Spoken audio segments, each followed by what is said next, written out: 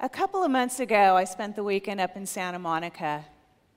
And as I was walking along the boardwalk, I saw a man wearing a plain black t-shirt with blocky white letters that read, artist, writer, skater, actor, chef. Each word lined up one after the other, stretching from the neckline all the way down to the hem.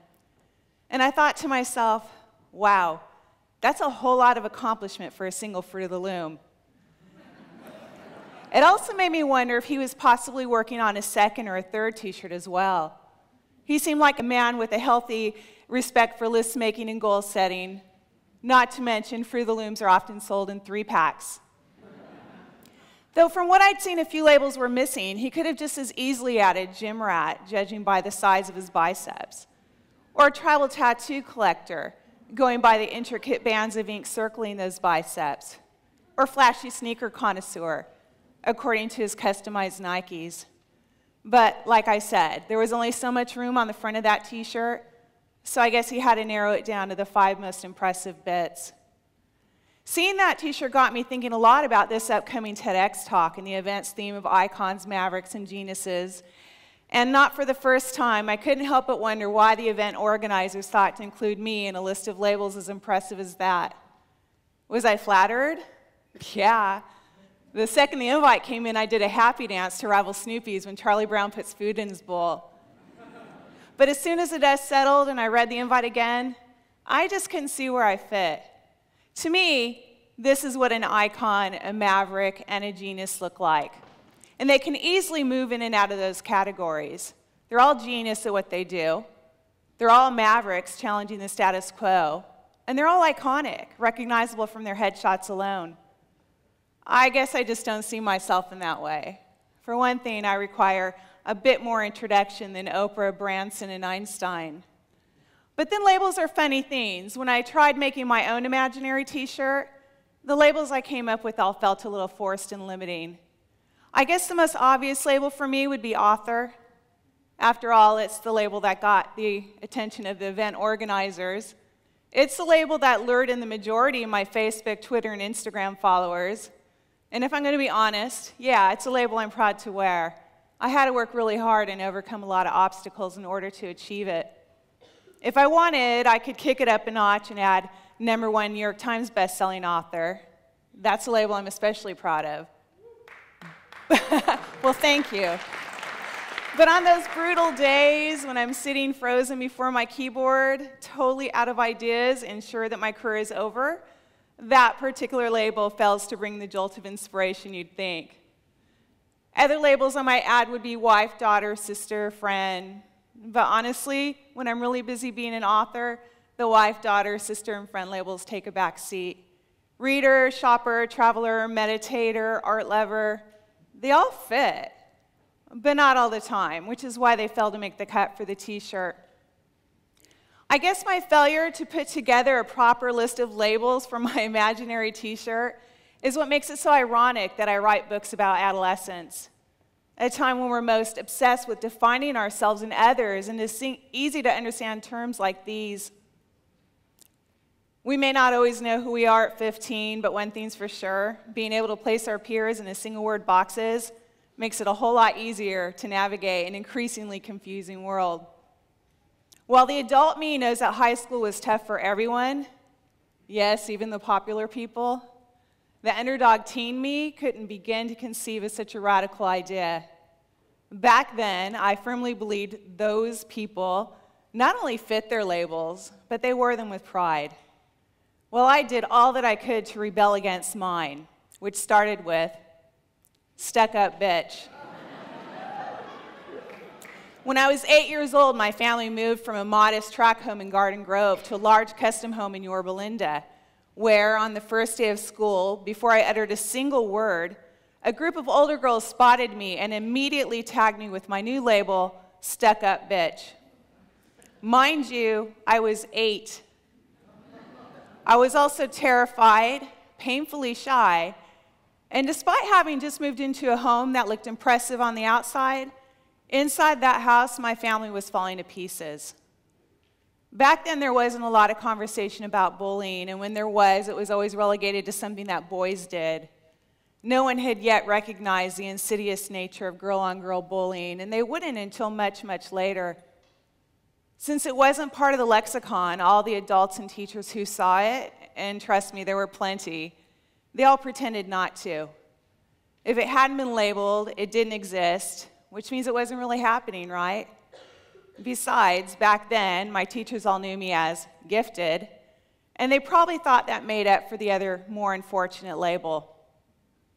By the time I made it to high school, the school administrators agreed to give me the label of AP Honor Student. At first, it was a label I wore proudly.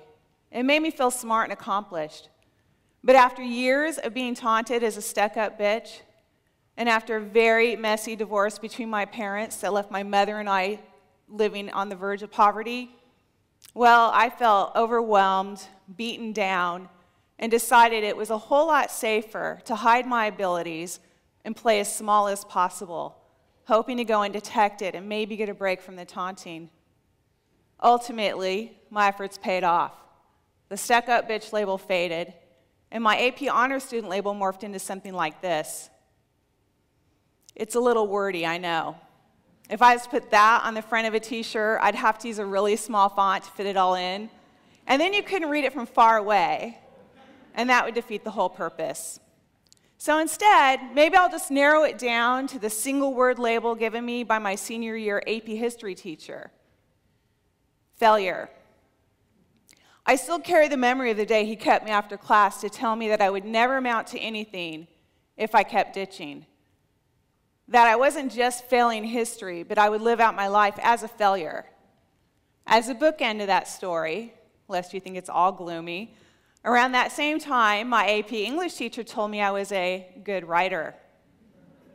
He said I showed a lot of creativity and excellent comic timing in a short piece I'd written. He even kept the piece to share with his other classes, which was kind of a big thing at the time. That particular label meant a lot. I'd become so adept at playing small and hiding out. It marked the first time in a really long time that somebody praised me and believed in me. And as it turns out, he's the teacher I thanked in my debut novel, in the acknowledgement section of my debut novel, Faking 19. Thing is, back then, on those particular days, from their particular perspectives, both teachers were right. But as it turns out, they weren't right on every day that followed. Some days I wasn't a failure. Some days my writing and my humor fell flat. And that's the most frustrating thing about labels. They don't always fit, but they almost always stick. We can so easily outgrow them when we're motivated, and yet it takes other people so dang long to catch up and notice when we've moved on. And then once they do notice, it can really upset the balance of how we all get along. It takes a while for people to reframe their more tightly held perceptions. It can take us even longer to reframe our more tightly held perceptions of ourselves. What I know for sure about labels is they're really just a small part of the story. Like the cover of a book, they provide merely a glimpse of what waits inside. On the surface, the characters I write about share little in common. Some have magical powers, some don't. Some want to be popular, some wouldn't dream of it. Some are alive, some are quite decidedly dead, but with very active afterlives. But the one thing they all share is the one thing we all share, adults and teens alike, and that's the need to be seen, heard, and understood. And yet everywhere we look, we're being labeled by somebody somewhere. In the school system, there's problem children and gifted children. In the workforce, there's blue collar and white collar. In politics, there's liberals and conservatives, and us versus them, both sides pronouncing the words with a sneer. We even label ourselves through our fondness for bumper stickers and vanity plates, announcing our hobbies, our interests, whom we love, what we stand for, so all the nearby drivers can get a glimpse. We cover our bodies in tattoos not just because body art can be beautiful, but so we can share the story of ourselves in a series of meaningful words and images. While it appears we fully embrace this rampant label making, even the labels we choose to wear still don't fully define us. People are much more complex than a list of labels will allow. In bookstores, the aisles bearing the labels of romance, mystery, sci-fi, young adult, it serves a purpose. It helps us navigate and find what we came for. I mean, imagine if they didn't do that. If it was just rows of random books in no particular order, it would be a giant mess. But as an author of some of those books, I can say from experience that once you decide to trade one of those labels for another, it becomes a bit of a feat to convince others to go along. A few years back, after having written 7 contemporary novels, I'd undergone a big life shift that made me want to write a paranormal, a book that, incidentally, went on to sell millions of copies and become a global bestseller. But some of my earlier readers were upset. Some even took it upon themselves to make assumptions about why I made the switch, which usually had something to do with a money grab and nothing to do with the fact that I chose a creative career precisely so I wouldn't feel as boxed in as I did in my former job as a flight attendant. Changing labels is hard. People will always resist, but in the end, it's worth it. I won't be boxed in, and I certainly won't keep doing the same thing over and over again just because it worked in the past. Does that make me a maverick? Well, it's fun to consider. I still think no. I'm no Richard Branson, and he's the ultimate maverick in my book. But then the thing about being an icon, a maverick, or a genius is it's not always for us to decide. Like most labels, they're either foisted upon us by the community or the world at large. 2 years ago, I took a 3-day basic shamanism course as part of the research that I was doing for my Soul Seeker series. The course was taught by a female shaman who once wore the labels of nun and then successful businesswoman before she took on the label of shaman. According to her, a real shaman would never adopt that label for themselves. Shaman is a label that must be given to you by the community, earned by the success rate of those served. While I like that idea for things like shamans and healers, out here in the less esoteric world, I'm troubled by the idea of letting others define us based on their perception of our worth. After all, that didn't work out so well back in high school. And besides, how can anyone ever truly know what we're capable of? When I finally broke down and bought my own 3-pack of t-shirts, I started with this. This first t-shirt is from the past, and it clearly no longer fits.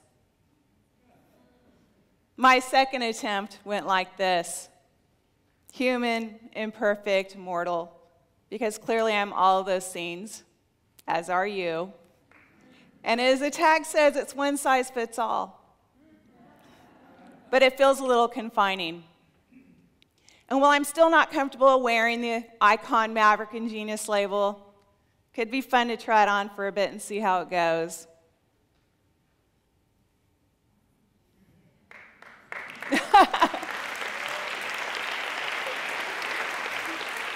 It's definitely a little large, but I'm pretty sure I can tailor it until it's just right for me. And if I'm willing to try this on for a bit, I hope you will too. One of my favorite quotes is by Marianne Williamson, and it goes like this: "Our deepest fear is not that we are inadequate. Our deepest fear is that we are powerful beyond measure.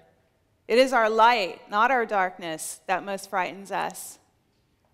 Every time you decide to step inside the box, either by labeling yourself or someone else, you're not only shutting out the light required for growth, but you're limiting the potential of who we can become.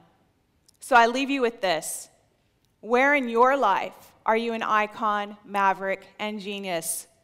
And next time you see someone and immediately start to label them, and you know you will, I know I will, maybe instead we can stop, take a moment, and try to find the icon, maverick, and genius in them. Thank you.